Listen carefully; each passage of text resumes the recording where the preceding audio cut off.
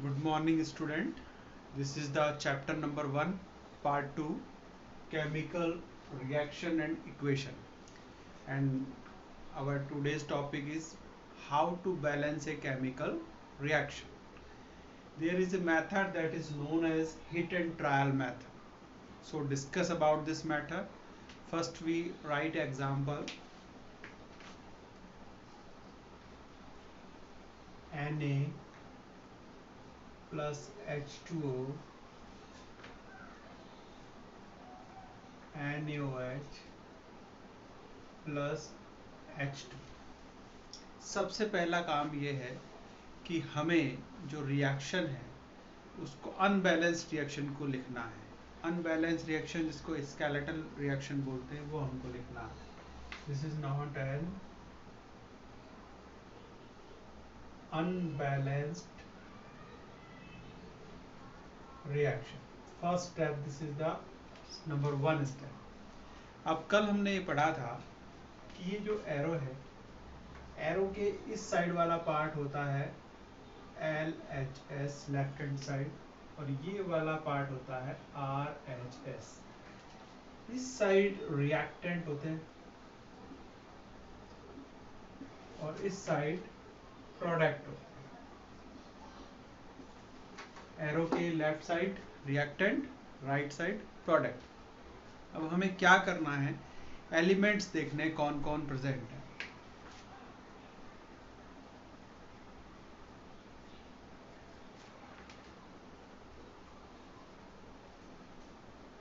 देखिए यहाँ अगर हम इस रिएक्शन को देखेंगे, 3 एलिमेंट, एक सोडियम, हाइड्रोजन और ऑक्सीजन। देखिए H2 इज ए कंपाउंड, तो हमें एलिमेंट देखना है कि कितने हैं। हाइड्रोजन है, ऑक्सीजन है, नाइट्रोजन है, सोडियम है। 3 इधर लिखा, सेम सोडियम, ऑक्सीजन और हाइड्रोजन यहाँ है। अब हमें इनका नंबर चेक करना है। नंबर चेक करने के लिए इधर देखिए, सोडियम 1 है, हाइड्रोजन 2 है, ऑक्सीजन 1 है। इधर देखते हैं, सोडियम 1, हाइड्रोजन कितना है, देखिए 2 प्लस 1 3, और ऑक्सीजन कितना है 1। अब हमने लिखने के लिए हमारा फर्स्ट स्टेप था। इसके बाद कंपैरिजन करेंगे। देखिए सोडियम 1 1 बैलेंस्ड, हाइड्रोजन 2 इधर 3, ये बैलेंस नहीं है। ऑक्सीजन 1 ऑक्सीजन 1 ये बैलेंस है। इसका मतलब अगर कोई भी एलिमेंट बैलेंस नहीं है तो हम कहेंगे वो अनबैलेंस रिएक्शन। अब हमें क्या करना है, हिट एंड ट्रायल मेथड क्या है। देखिए हमें कोई भी नंबर लगाना है, इसका कोफिशिएंट लगाना है इनके आगे हम कोई भी कोफिशिएंट लगाने के लिए फ्री हैं। अभी इनके आगे 1 लिखा होता है, जब कुछ नहीं लिखा है इसका मतलब 1 है। 1 सोडियम, 1 H2O, 1 NaOH। तो हम इसके आगे हिट एंड ट्रायल 2 3 जितना हमको लगता है लगाना चाहिए, उस हिसाब से हम इसमें कोफिशिएंट लगाते रहते हैं और रिएक्शन को चेक करते रहेंगे। अब देखिए सबसे पहले हमारे दिमाग में आ रहा है कि यहाँ पर हाइड्रोजन 3 है और यहाँ पर हाइड्रोजन 2 है, तो क्या किया जाए, इसको कैसे हम बैलेंस कर सकते हैं। तो इसके लिए हमें क्या करना पड़ेगा, सबसे पहले हम हाइड्रोजन को ही बैलेंस करने की कोशिश करते हैं। तो क्या करें हम, देखिए हम ट्राई करते हैं कि यहाँ पर 2 और 1 3 और यहाँ पर 2, तो इसको हम डबल करते हैं। इसको हमने डबल किया। जब हमने इसको डबल किया तो क्या हुआ, 2 2 जा, now this is 4 and oxygen now 2। इधर क्या हुआ, हाइड्रोजन 3 और ऑक्सीजन 1 है। अब देखिए जैसे ही इसको करेंगे तो यहाँ पर 2 2 4 हाइड्रोजन हो गया, और यहाँ पर हमारा हाइड्रोजन 3 है। अब इसको हम बैलेंस करना चाहते हैं। अब देखिए एक चीज और डिस्टर्ब हो गई। जैसे हमने हाइड्रोजन को इंक्रीज किया, ऑक्सीजन डिस्टर्ब हो गया। तो ऑक्सीजन यहाँ पर 2 है और यहाँ पर 1 है। तो इसको 2 करने के लिए हम, अगर मैं यहाँ पे 2 लगा दूं, यहाँ 2 लगा दूं, तो यहाँ 2 लगाने से ऑक्सीजन भी क्या हो जाएगा, 2 हो जाएगा। ऑक्सीजन 2 हो गया। लेकिन जैसे ऑक्सीजन 2 हुआ तो एक चीज देखने की है कि सोडियम भी 2 हो गया। सोडियम भी 2 हो गया। और हाइड्रोजन कितना हो गया, हाइड्रोजन 2 to 4, यानी एक चीज हमारी बैलेंस हो गई, हाइड्रोजन हाइड्रोजन और ऑक्सीजन ऑक्सीजन, ये चीज हमारी बैलेंस हो गई है। और सोडियम भी देखते हैं हम। अब सोडियम के केस में देखिए, सोडियम के केस में क्या हो रहा है, इसको हम अलग अलग स्टेप में भी लिख सकते हैं। सोडियम के केस में क्या हो रहा है कि यहाँ 2 है और यहाँ 1 है। व्हाट वी शुड डू, अगर मैं यहाँ एक 2 लगा दूं तो यहाँ ये 2 हो जाएगा और नाउ दिस इज बैलेंस। तो our balance equation is 2Na plus 2H2O plus 2NaOH plus H2। अब लेकिन चेक करना है, देखिए फर्स्ट स्टेप चेक कर लेते हैं हम। फिर से लिखिए, सोडियम हाइड्रोजन ऑक्सीजन, कौन सा साइड है ये, LHS। यहाँ भी हम लिखेंगे सोडियम हाइड्रोजन ऑक्सीजन। सोडियम कितना है ये देखना है, कॉफिशिएंट 2, हाइड्रोजन कितना है 2, इस पे कॉफिशिएंट लगा है 2, इधर है 2 2 4, ऑक्सीजन कितना है 2, इधर देखें सोडियम कितना है 2, ऑक्सीजन कितना है 2, हाइड्रोजन कितना हुआ 2 इधर और 2 इधर 4। चेक करते हैं, 2 2 4 4, तो this reaction is our balanced reaction. इसको हम बोलेंगे बैलेंस्ड रिएक्शन। क्यों ये बैलेंस रिएक्शन है, क्योंकि ये क्या कर रही है, follow law of conservation of mass. फिर से एक बार इसको रिवाइज कर लेते हैं। सबसे पहले हमको अनबैलेंस रिएक्शन लिखना है, फिर उसके बाद RHS LHS में एलिमेंट का नंबर चेक करना है, नंबर को लिख लेना है, जो हमें नंबर अनबैलेंस लग रहा है, जो एलिमेंट उसके आगे हमको कोफिशिएंट लगाना है अपनी मर्जी से, 2 3 जैसा भी हमको लगता है। और जैसे जैसे नंबर चेंज होता है वैसे वैसे हमें किसी भी रिएक्टेंट या प्रोडक्ट के आगे कोफिशिएंट लगाते चलना है, और तब तक लगाना है जब तक कि दोनों साइड हमारे एलिमेंट का नंबर सेम ना हो जाए। तो ये एक तरीका है रिएक्शन को बैलेंस करने का। Let's take another example. हाँ, नाउ नेक्स्ट एग्जांपल, फिर से हमें वही करना है। देखो Fe plus H2O, Fe3OH O4H2, इसको हमको बैलेंस करना है। सबसे पहले हमने ये लिख ही लिया, ये अनबैलेंस रिएक्शन है, अनबैलेंस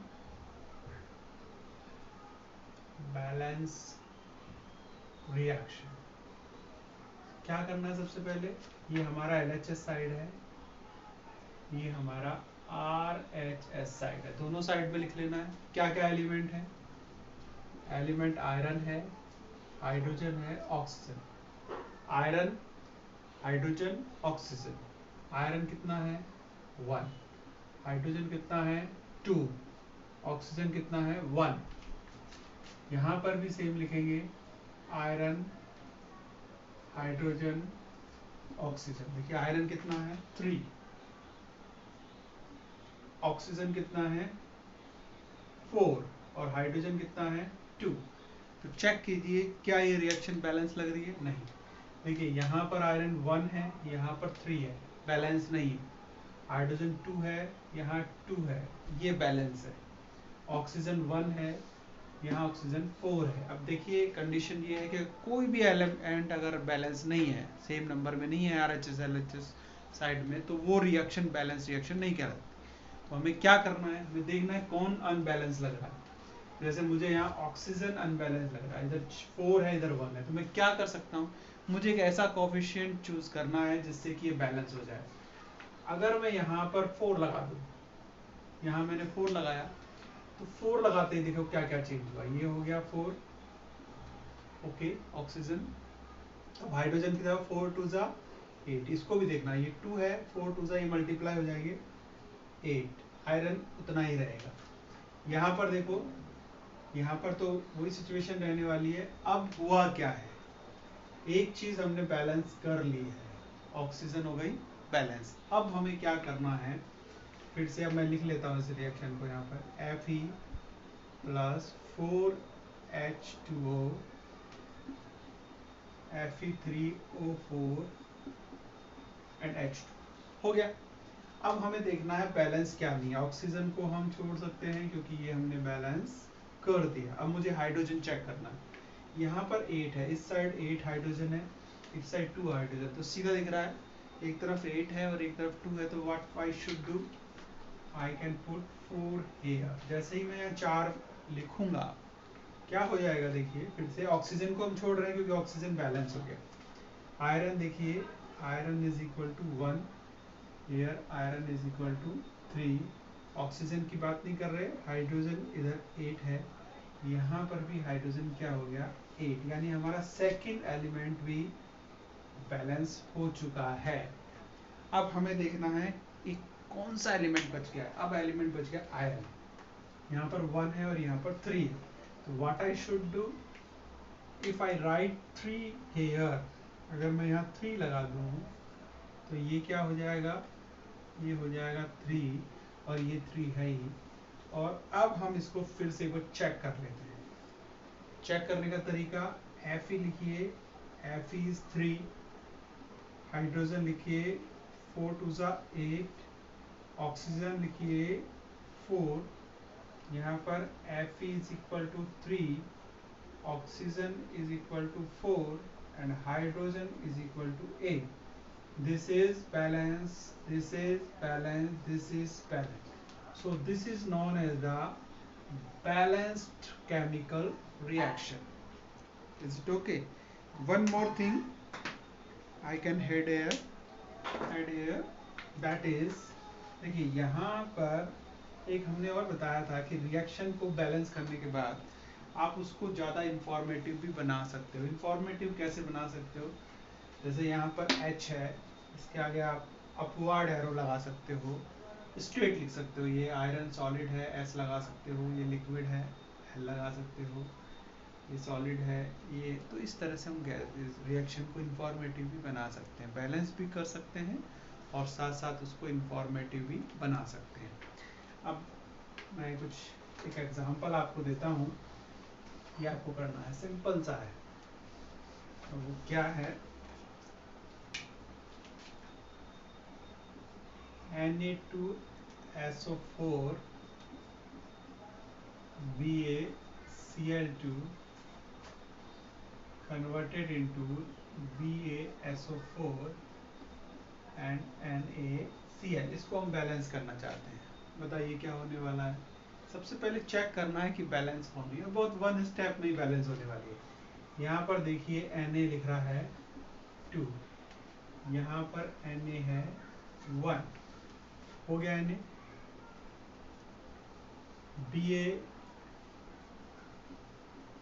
Ba1, इधर भी Ba1। S देखिए, S कितना है 1, S कितना है 1, ऑक्सीजन कितना है 4, ऑक्सीजन कितना है 4, Cl कितना है 2, Cl कितना है 1। चेक कीजिए कौन कौन अनबैलेंस है। This is balance, this is balance, this is balance. एक तो ये बैलेंस नहीं है और एक ये बैलेंस नहीं है।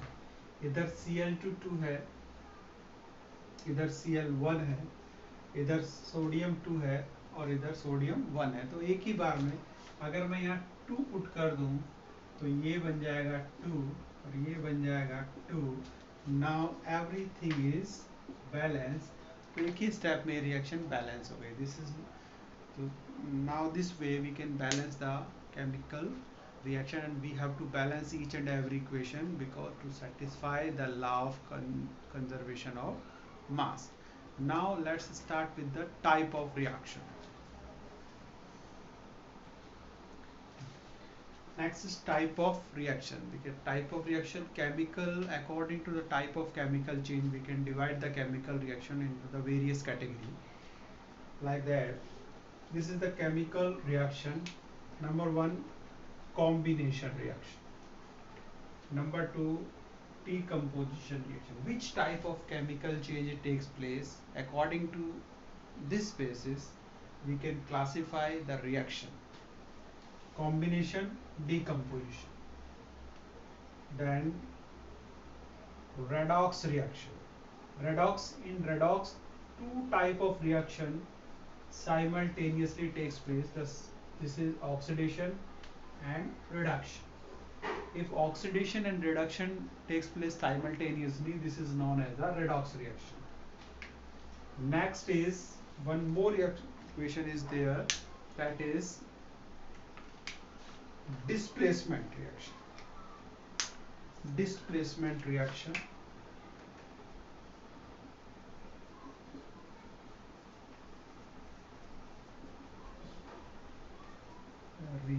Displacement reaction, and displacement reaction is further divided into two type of displacement. Number one is simple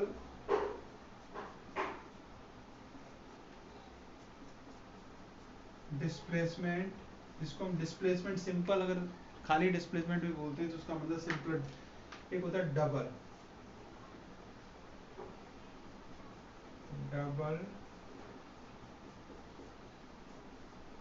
displacement. इसके बारे में, ये दो टाइप इसके बारे में हम पढ़ेंगे.